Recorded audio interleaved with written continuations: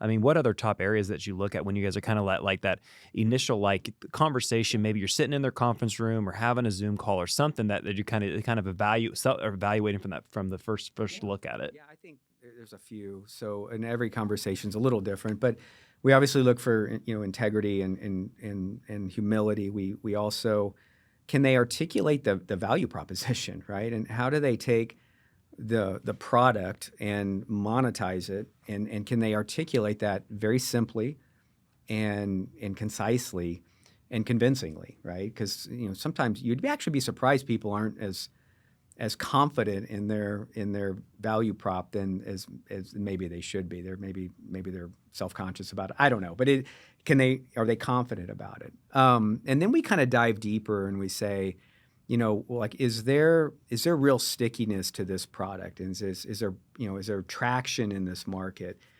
Do they have real customers with real kind of contracts and kind of real revenue that is going to be sustainable for a while? We also we have to understand the technology, at a high level at first, of like what is this even doing? Like, what its purpose in the world?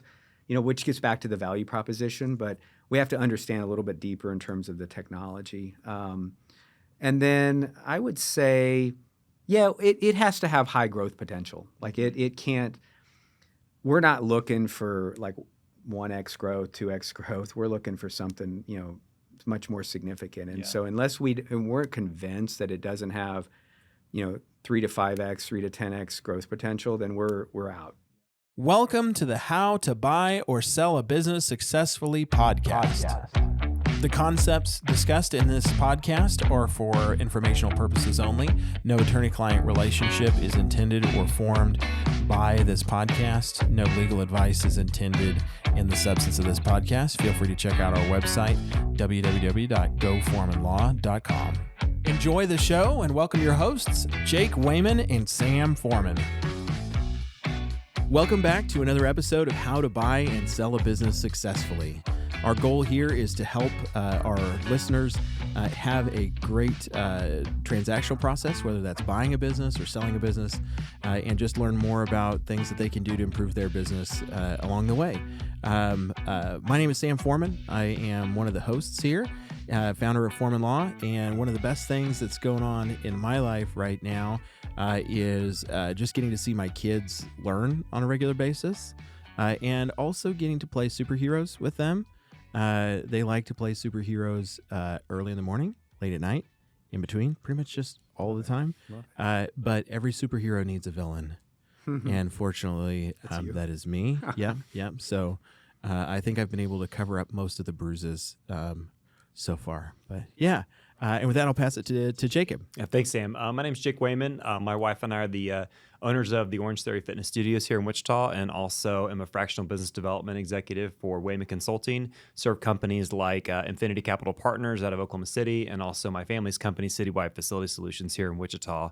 Funnest thing for me right now is my 16-month-year-old. We had taken her to the pediatrician for her annual checkup, and she hadn't been walking yet. And so pediatrician was like, "We gotta get her checked. We gotta get her checked. You gotta get X-rays and stuff." We're like, "No, she'll do it in her own time."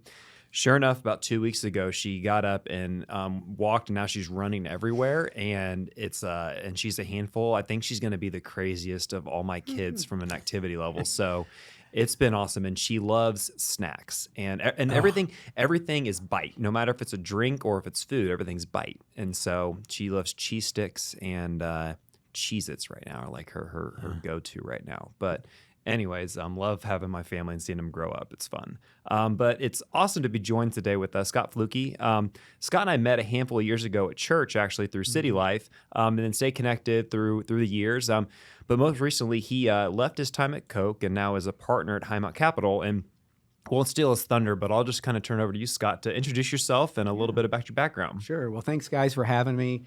Been looking forward to this for a while now. So like Jake said, I'm Scott Flucke. I'm currently the general counsel, COO of Highmount Capital, which is a growth equity firm that we founded both here and then in New York as our other office. And I'm also the interim general counsel of Dude Perfect, which I'll get into in a little bit as well. That's a new role for me, and loving that. But I'm an M&A lawyer by trade, been in the business for 30 years. I started out really at Coke had the fortune, the blessing to be able to start there in the mid 90s when Coke just really started to skyrocket and just grow. And so started out as just a baby M&A lawyer, learning how to do deals, drafting disclosure schedules, exhibits, hanging around the negotiating table, learning from some really, really good lawyers on how to do a deal and do it well. And so fast forward to 2003, I led my first large deal. It was $300 million,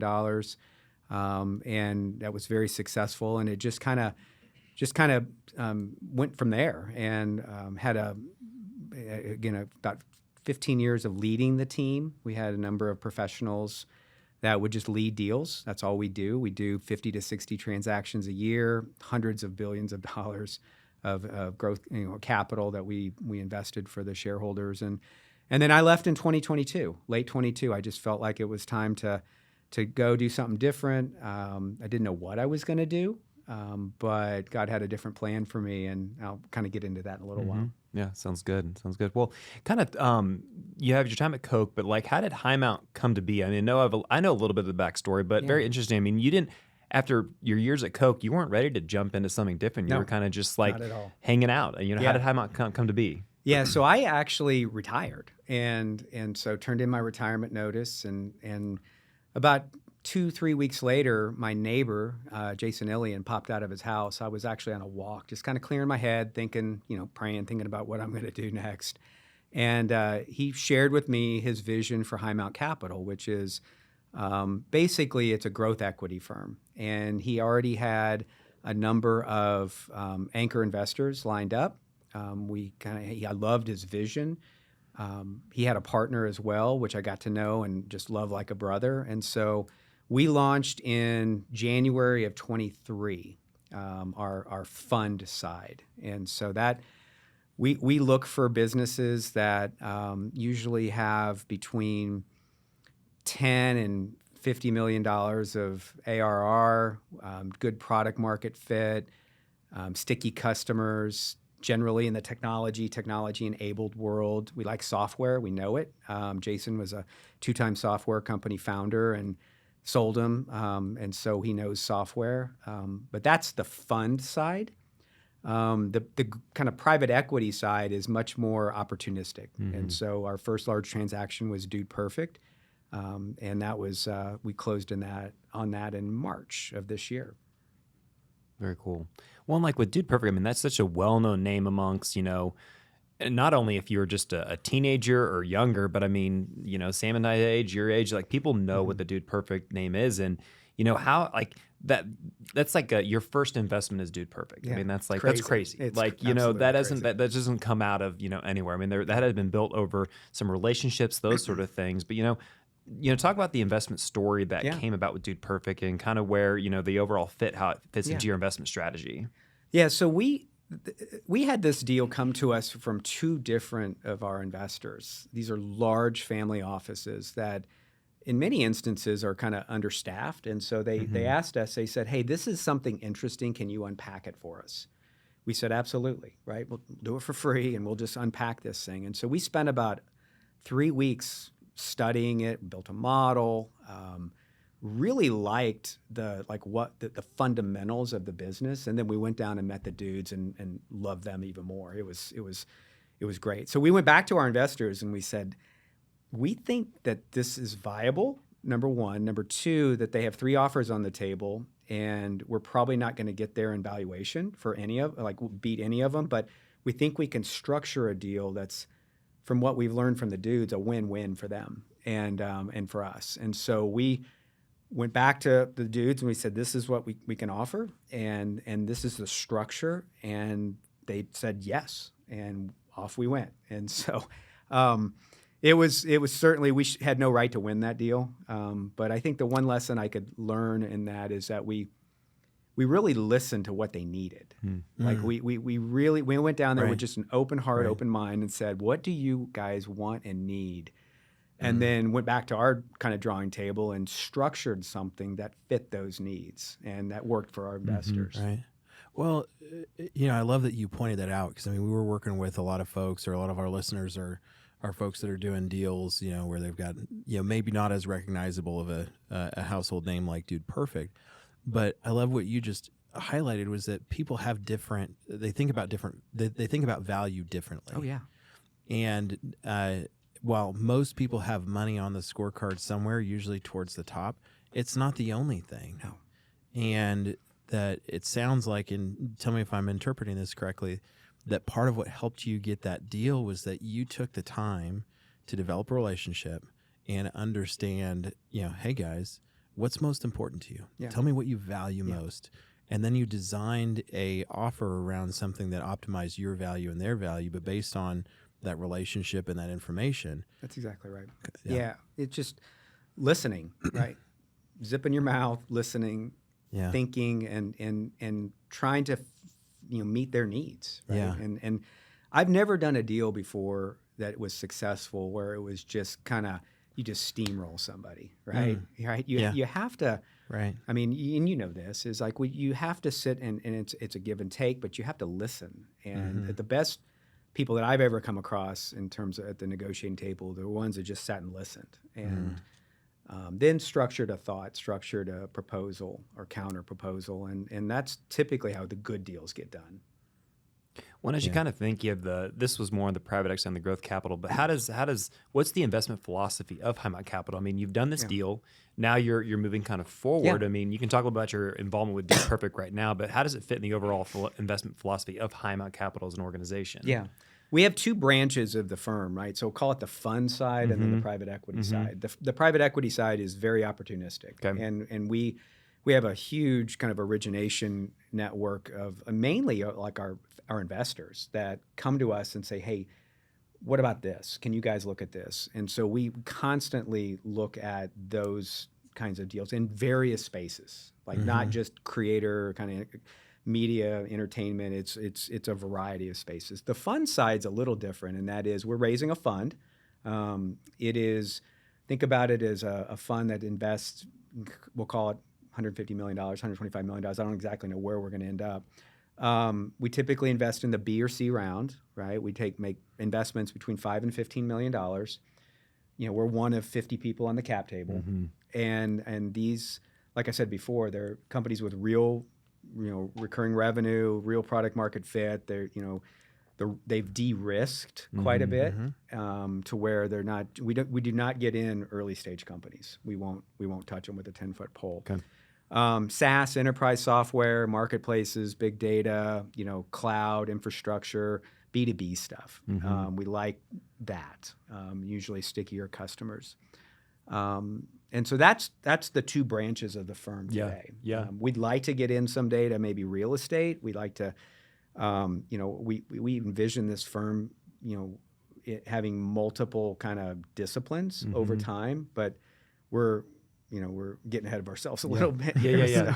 What is there a reason for the name Highmount? Like, where is there some philosophy around that? Well, yeah, we actually thought about it quite a bit, and we had a lot of different names and a lot of advertise or marketing companies trying to pitch us names and stuff, and so we all felt like it was, and we're all men of faith. It's like, think about being at the top of the mountain, right, and being close to God, and that's when some of the best listening and learning take place. And so that's the kind of significance of it. Yeah. Very cool.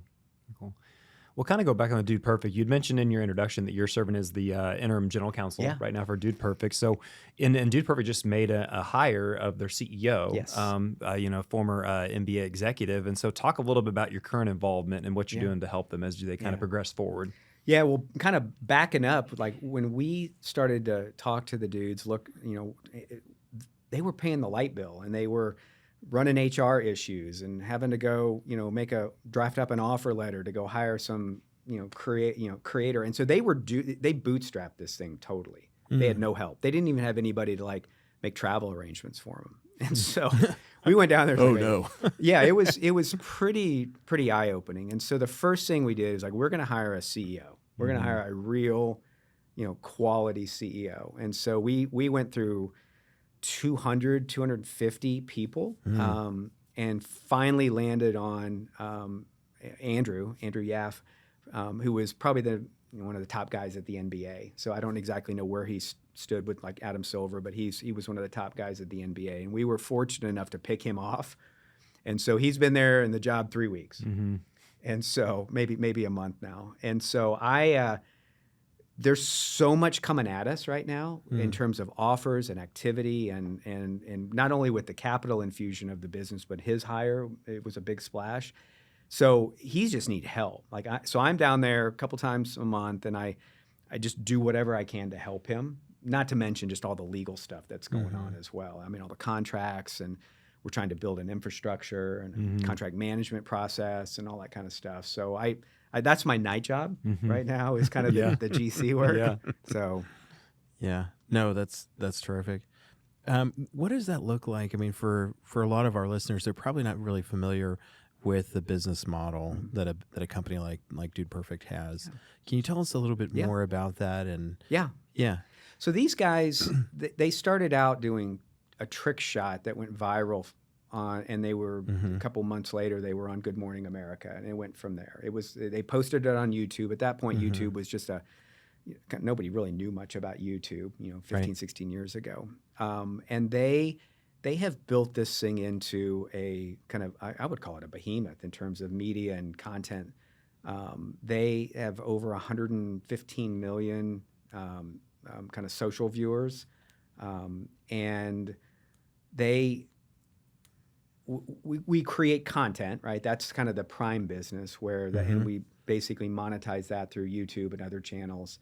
They have a tour that we go on, and we're starting our world tour here coming up. They'll do, I don't know, 20 or so stops. They're actually going to be here in Wichita, July 21st. So if you don't have Christmas presents for your children, and even if you do, it'd be a great present for them.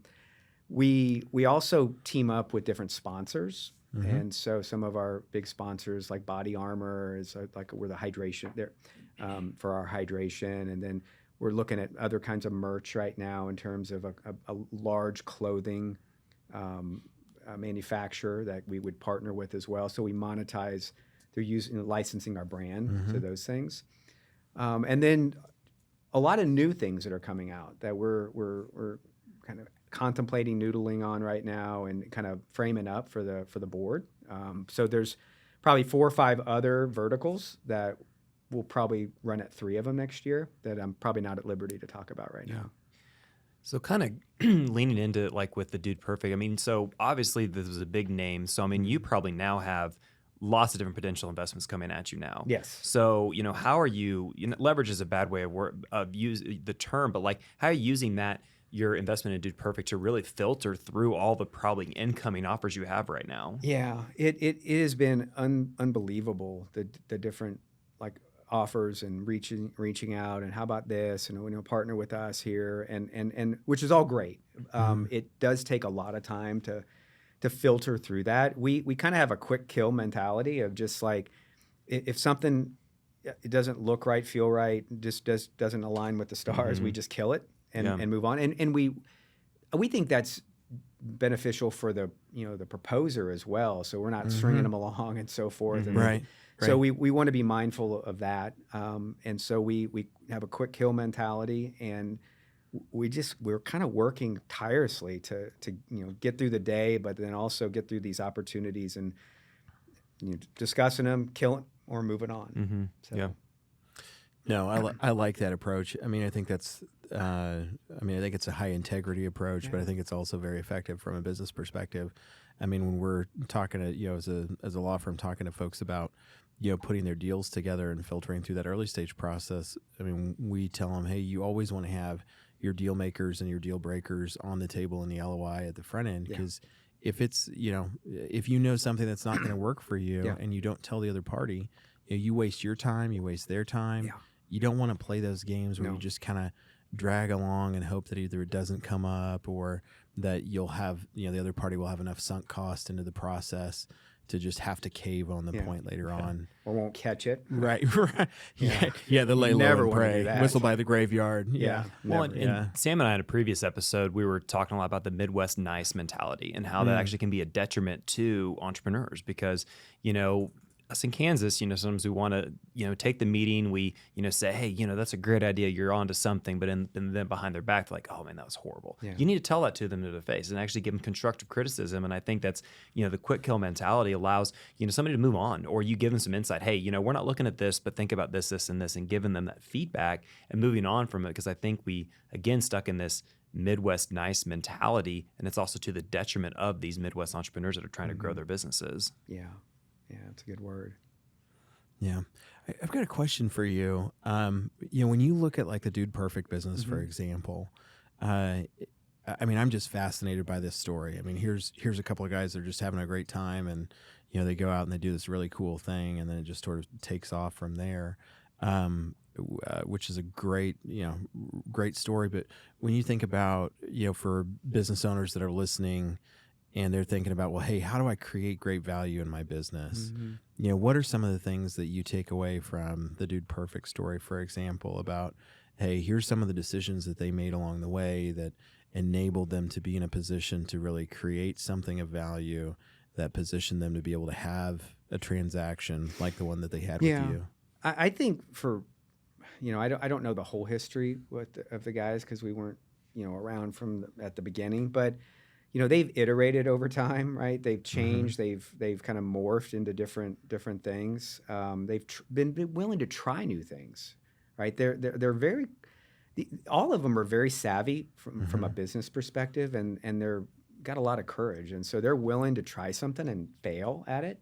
So I think that's a huge element of successful entrepreneurs is they're willing to try new things and change and take feedback from people. They're very humble men. And so I see that in them as like if something, they want you to tell them something's not working, right? They'd rather you tell them that versus like Mr. Koch said, just driving off a cliff, right? We don't want you to do that. We want you to save you before you do that.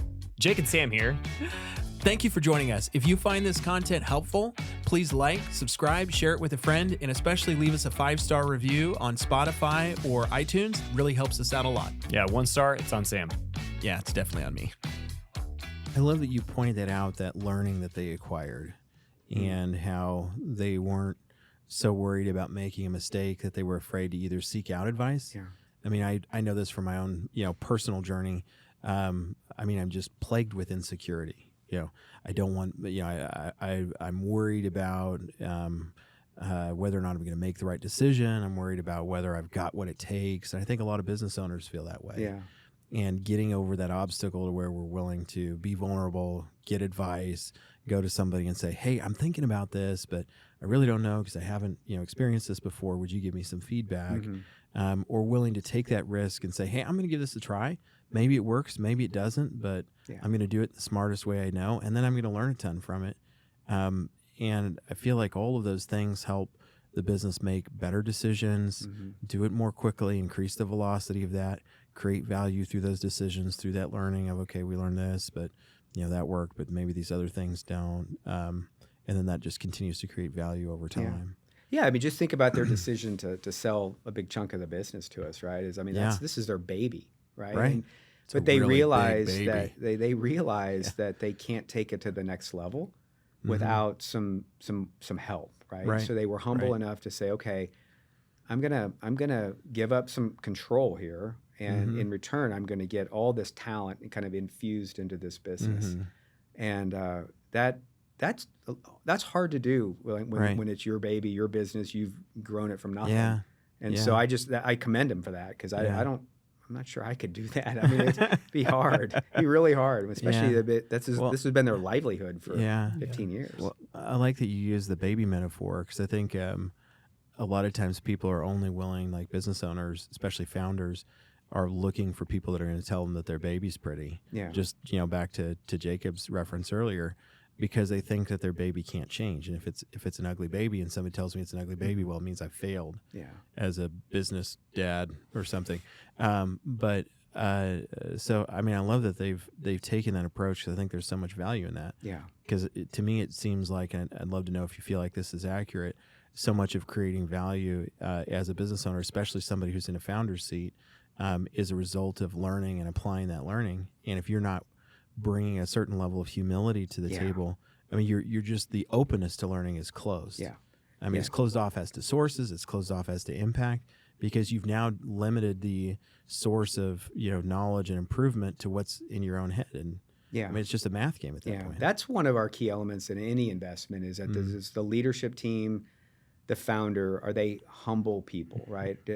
Obviously high integrity is number one. You gotta, but humility is a close second. And that you just have, as no matter how good you are and how much money you're making, there are things to improve, right? And things to learn. And the minute you start thinking you're at the top of the mountain, you're gonna get walloped, in my experience. And so just being humble. So that's one of the things that like our quick kill is like, if we sense a very arrogant, like we had a deal the other day, this was a great deal, great investment.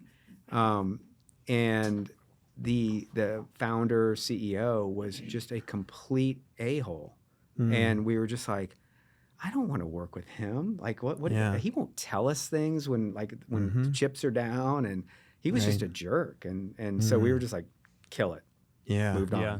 So, well, and that was kind of a question that I had, was like, when looking at potential investments, what are the top areas you're looking for in the business? I mean, like kind of that quick kill mentality. I mean, it's like, first and foremost, if you can't do business or sit in the same room as the CEO, then how's that going to work? Yeah. I mean, what other top areas that you look at when you guys are kind of like that initial like conversation? Maybe you're sitting in their conference room or having a Zoom call or something that you kind of evaluating from the first look at it. Yeah, I think there's a few. So, and every conversation's a little different, but we obviously look for integrity and humility. We also, can they articulate the value proposition, right? And how do they take the product and monetize it, and can they articulate that very simply and concisely and convincingly, right? Because sometimes you'd actually be surprised people aren't as confident in their value prop than as maybe they should be. Maybe they're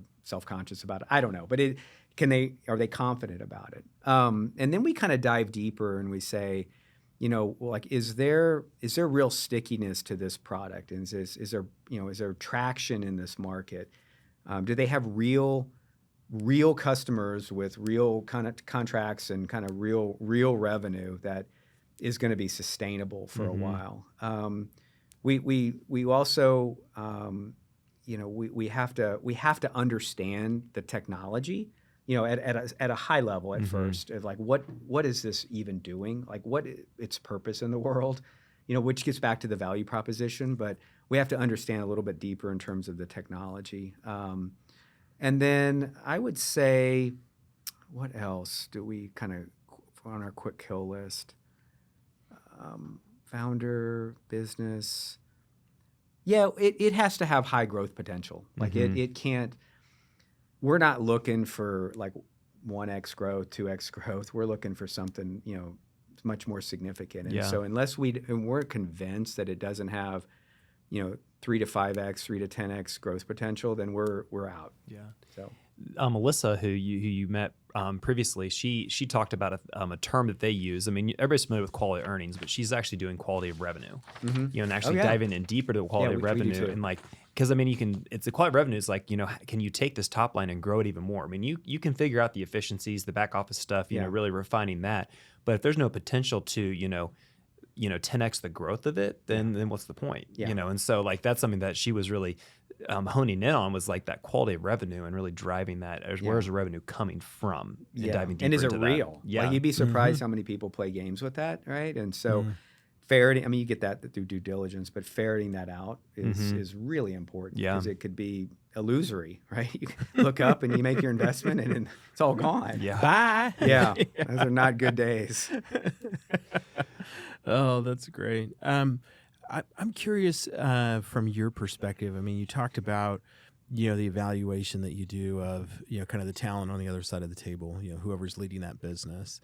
and you look for humility, you look for integrity, you look for how well they understand the value proposition and how that drives the creation of value through their business. When you think about the role that team leader or that management team plays in creating value and how that impacts how you think about the value of the opportunity, can you talk to us a little bit about like some of those qualitative aspects a little bit more, and how why those are deal killers, for example? Because it's not just what's on the financial statement; those ultimately reflect something about the value as well. I think it gets down to culture, right? Mm-hmm. Culture can kill your company. And so we do a culture assessment of every investment to really learn. I mean, because in any transaction, you get to only deal with 3 or 4 people. It's usually their lawyer, kind of their CFO, maybe the president or CEO kind of flies in and out of it as well, and you're and that's it, right? And so we dive deeper because they can be telling you one thing about the culture, but like talking to the people in the organization is really important. I mean, more than just what are you working on, do you like your job kind of thing, but what do the values that they have espoused on the wall, is that actually what they're living by, right? And you'd be surprised how many people do not. It's just a piece of paper on the wall. Yeah. And then they talk about it maybe once a year. I came from Coke, and we lived those principles. They were drilled in you, and if you and people just followed them, and which is a wonderful place to work because we actually believed them and believed that they created real value for society. Right. So that culture assessment is critical, and those are that I would say that's the biggest. Mm-hmm.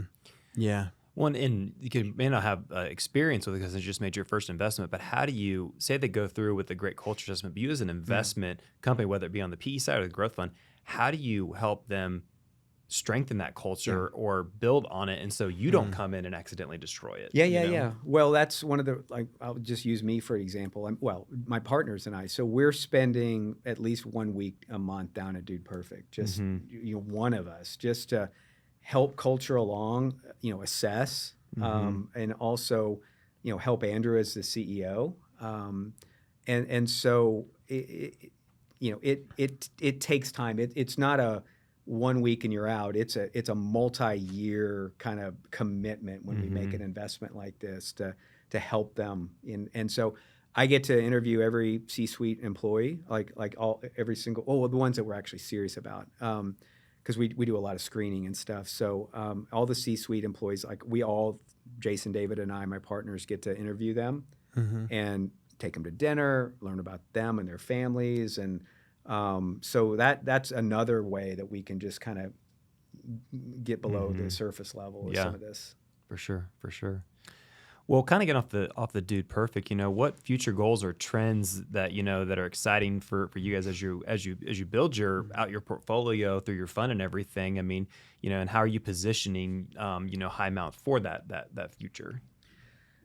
Yeah, so we are building a network of some incredible and mainly family offices, but we've got a few just individuals out there, but that are have seen what we've done with Dude Perfect and our other transactions, actually seen how diligent we are on many deals that we've killed, right? That's actually been pretty enlightening because we've killed a lot of things and just the economics didn't work, the culture was bad, whatever. But they're seeing that we're not just swinging at the pitch in the dirt, right? Because there's a lot of junky deals out there, and so we're pretty disciplined, pretty regimented, and so building that network and spending time with these different family offices, we spend most of our time doing that. We find most of our deals come from them. Yeah, and so that's where we're investing our time, money, in those relationships. And it's really, how can we help you? And you'd be surprised how often that they just don't have the bandwidth, the time, or the inclination to look at something. And so they'll hand it to us and we'll frame it up, build a model, and send it over to them and then have a discussion. And sometimes they work, sometimes they don't. So. One is there any specific, tech trend, whether it be AI or anything like that, you guys are leaning into or looking more focused on?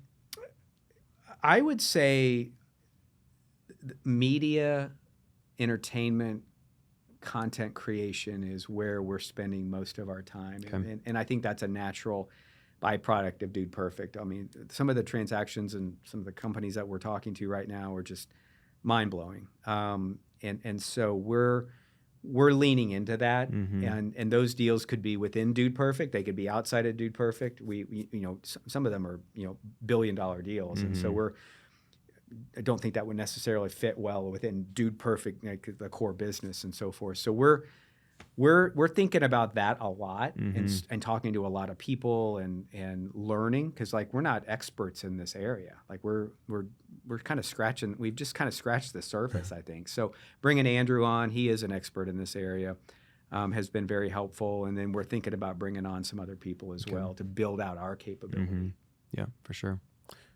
I like that you talked about all the things that you've killed, and from a deal evaluation perspective. I think there's a tendency for a lot of, especially small business owners, but even folks getting into kind of that middle market space, to just kind of react to what's in front of them and feel like, okay, well, I'm making good decisions, and so as a result of not having enough focus, they don't eliminate enough opportunities, and they'll take all of these good opportunities, but they won't really aggregate into a purposeful direction. And when I hear what you're describing, it feels like one of the things that really creates value for your business and for the companies that you work with is that you have the discipline and the foresight to know, hey, this is who we are, this is what we want, this is how we create value. Yep.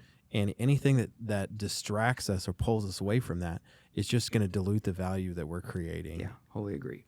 Yeah, so every business, and maybe speaking to the entrepreneurs out here, you have to have a vision, right? It starts with your vision, and because I think there's an old proverb that says if you don't have a vision, people will perish, and I would say the same thing with businesses. Yeah. But that you have to go further than that, right? You have to have really a point of view on how you're creating value for society, and what are the ways that you're going to take these ideas, these goods and services, and turning them into cash effectively. And so that that requires a lot of study and a lot of talking to people, and it's not just you can't be siloed in that point of view work.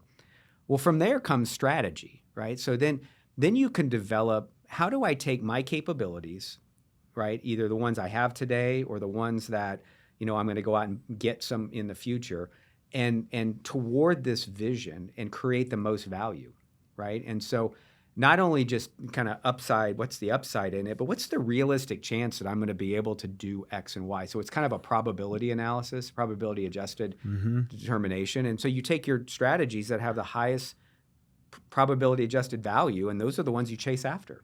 And that is kind of a systematic way of thinking about how do you go out and really kind of, and you stay ruthless to those priorities. If you get distracted and you're doing 17 other things, you'll lose sight of the top three, and you'll never go as far as you anticipate. Yeah, man, you're speaking my language. I mean, when we work with clients, one of the things we encourage them to do on their M&A deals is to develop a deal scorecard, and it always starts at the very top with, hey, you got to tell me why this is important. Like, why does this really matter? And then tell me what are those couple of things, like 3 is really what I encourage most folks to do, that tells you that this has been a successful transaction. Because if you have 10 priorities, if you have 15 priorities, you really don't have any. No. You can't make decisions in all of the chaos. That's right.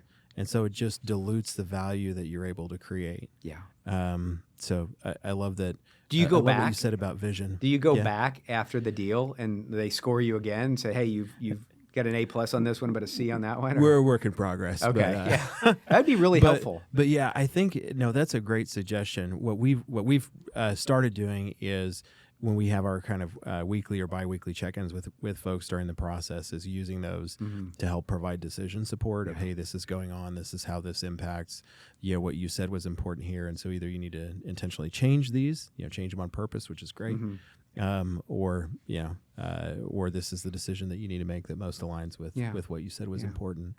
But I love what you said about vision, because I think when people have a clear sense of what their priorities are, they know where they want to go, then they can take all that information, they can take all that learning that they've acquired, and they can apply it in a really purposeful direction. Yeah, for sure. And that's going to create value. And I love what you said about people need to know and understand how what they're doing is going to create value, like in their community or whatever that looks like. Because I think that's, as a faith-driven entrepreneur myself, I think that's one of the things that I get most excited about, is seeing people that really care about the people around them, who've really figured out that, hey, when I really succeed, as a business owner, I create all of these opportunities for other people. I'm a partner with God, with my family, with my team, with my community, to create all of these amazing things. And that's a really exciting thing to be a part of, and to see folks doing it at an incredible scale is, man, keep it up.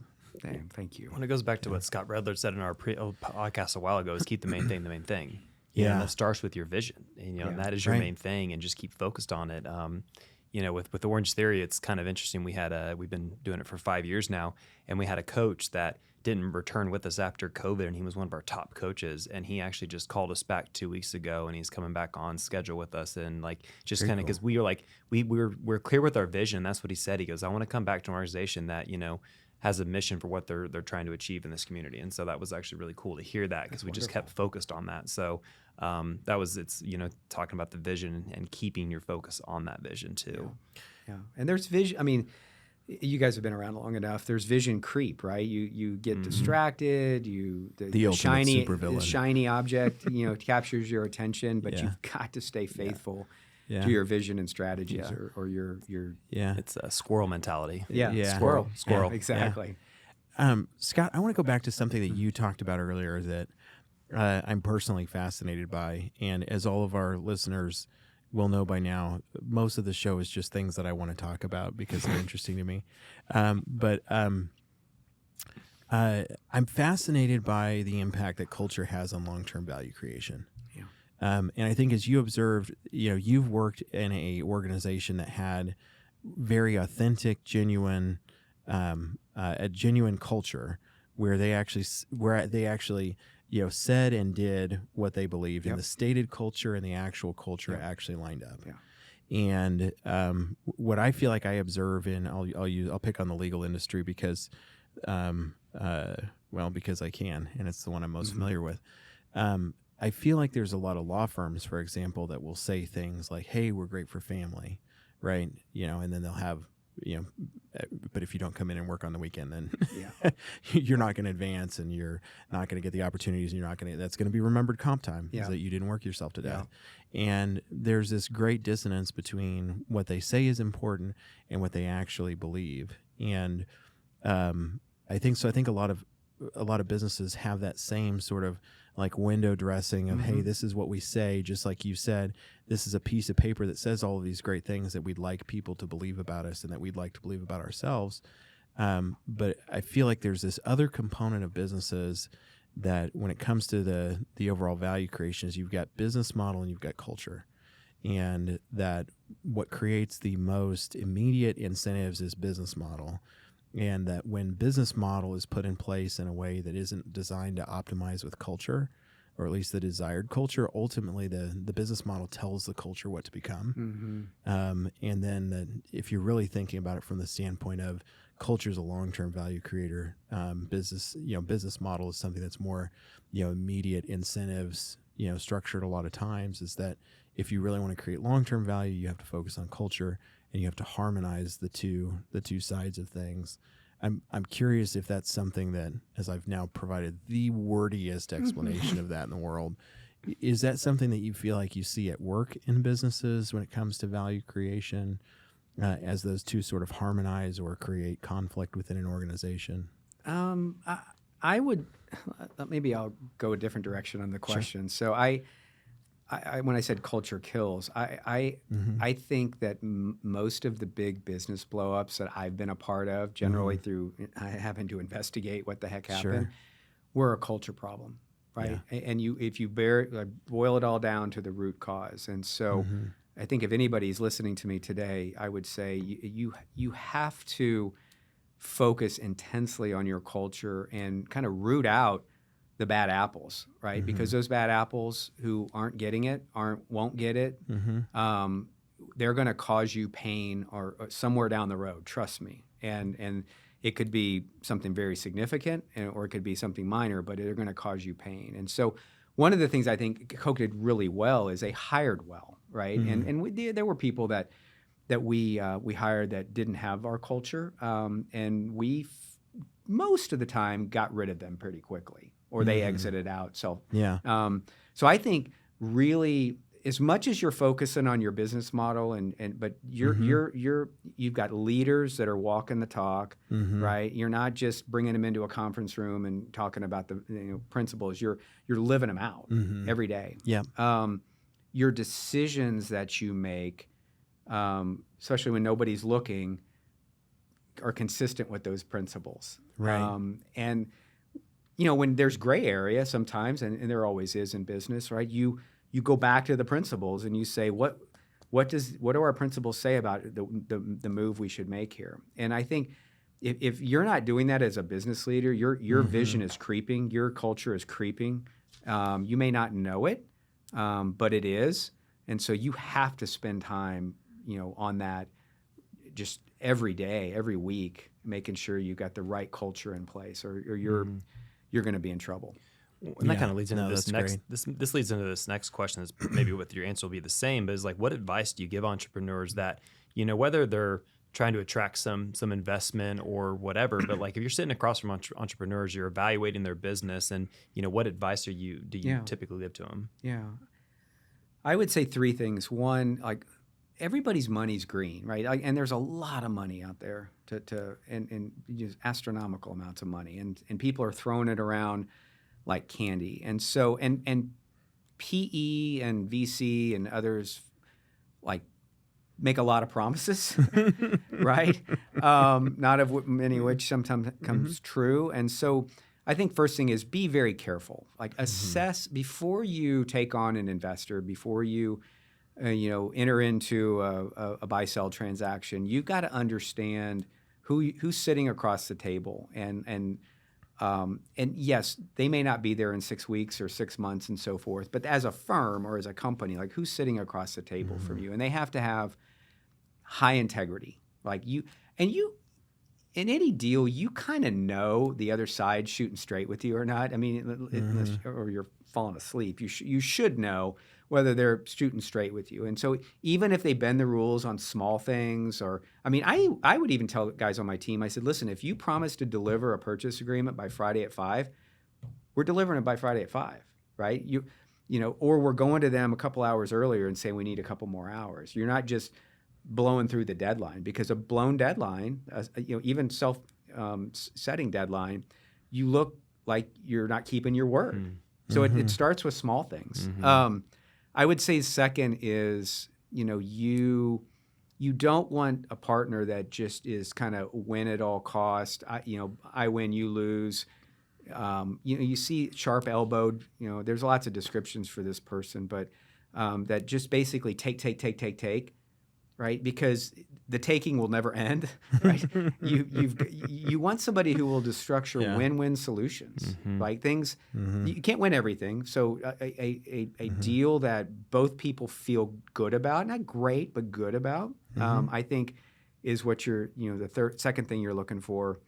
And then I think thirdly, someone who honestly can take you to the next level of whatever that next level is for you. That has the capability or the connections or the experience. It could be as simple as, hey, we need to borrow a couple, people from you for a couple months just to get us off the ground. And okay, fine, we'll second a couple people to you. Or it could be something much more significant. And so someone who could take you to that next level is critical in that assessment of who you want to partner with. Well, kind of as we're wrapping up here, like, fast forward 5 years, where's Highmount Capital at? Great question. Mars. Mars. Yeah, we're on Mars. I would say that we are probably well into our second fund, probably a larger fund than what our first fund is on the kind of technology enable. I would imagine that we'll probably have 3 or 4 more investments like Dude Perfect, largely probably in that space or in that atmosphere. I would say we'd probably have more headcount. I'm the COO, so I'm always thinking about headcount and cost and stuff. But I would imagine that we'll probably hire a couple more analysts. We'll probably hire an MD. We'll probably hire a director as well, probably in those 5 years. And I don't know what God's got in store for us. It's exciting. I mean, it really is. We don't deserve to be here by any stretch, but it's been quite a ride so far. Yeah, if you rewound back to like your last day at Coke when you're wrapping up, saying, "Hey, I'm out. I'm retired." Did you ever see yourself doing this? No. I envision myself traveling, spending time with my kids, learning to play golf again. Those kinds of things. And so I've kind of, I've been able to do some of that, but yeah, I didn't have a clear view of what I was going to do next. Yeah, kind of walked out of there going, "Okay, yeah, God, what do you got in store for me?" Sounds like you're having fun though. Oh, I'm having a blast. Yeah, I was sitting in the Dallas-Fort Worth airport the other day, and I just had a bunch of meetings. We had our Dude Perfect board meeting, and I called my wife from the airport. And I said, "I love my job. I absolutely love it. I love working with these guys, and they're so gracious, and I just love my job." So. That's cool. Dude, that's awesome. I love that. Well, Scott, thank you so much for joining us. Thanks for having me. Yeah, really appreciate it. Yeah. And thank you for sharing about your experiences. Thank you for sharing about what you've learned to help our audience and us, just kind of continue to get better as business owners. We're really excited about journeying together with our audience as they take those opportunities that they've been entrusted with to build great businesses and to, whether they're buying a business or selling a business, to have a better transaction. Because we know that, when you create great value with that opportunity, wonderful things happen for you. They happen for your family, for your team, for your company, and your community. And that, man, at the end of the day, that's a huge, huge success. And thank you, listeners, for letting us be a part of that journey with you. And everybody have a wonderful, fabulous week, and we'll talk to you next time. Thank you for joining us today. For future episodes, please subscribe to the podcast on Apple Podcasts or Spotify, and please check out our website at www.goforemanlaw.com/learning.